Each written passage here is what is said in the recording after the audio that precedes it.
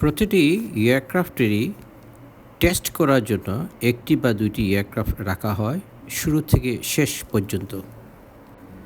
আর এটি হচ্ছে বোয়িং 787-800 মডেলের এয়ারক্রাফট, যার রেজিস্ট্রেশন হচ্ছে Zulu alpha 004।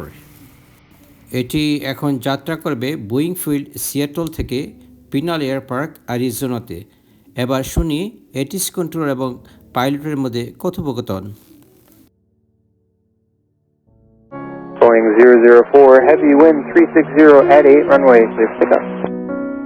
Boeing 004, this is our final takeoff with this airplane. Thanks so much for all the help over the years. Boeing 004, heavy, thanks, congrats. Test এয়ারক্রাফটের ভিতরে কোনো যাত্রীবাহী seat থাকে না। এখানে বিভিন্ন জিনিস পর্যবেক্ষণের জন্য বিভিন্ন ইঞ্জিনিয়াররা থাকেন। চলুন এবার এটার ভিতরের দিকটা দেখা যাক।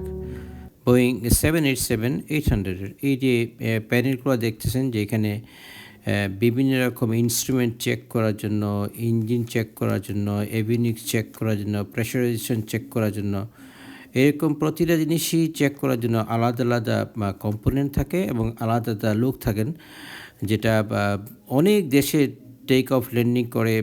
এটা হচ্ছে ককপিটে সাধারণত যে টেস্ট পাইলটরা থাকেন, আমাদের নর্মাল পাইলটদের মধ্যে ওনারা ইউনিফর্ম পরেন না। আমার যতটুকু মনে পড়ে, এয়ারবাস কোম্পানির টেস্ট পাইলটরা সাধারণত উজ্জ্বল ম্যাজেন্টা কালারের অ্যাপ্রন পরে থাকেন। আর এইখানে হচ্ছে যে আমরা যে অ্যাপ্রনটা দিচ্ছি, এটা একটু ভিন্ন ধরনের।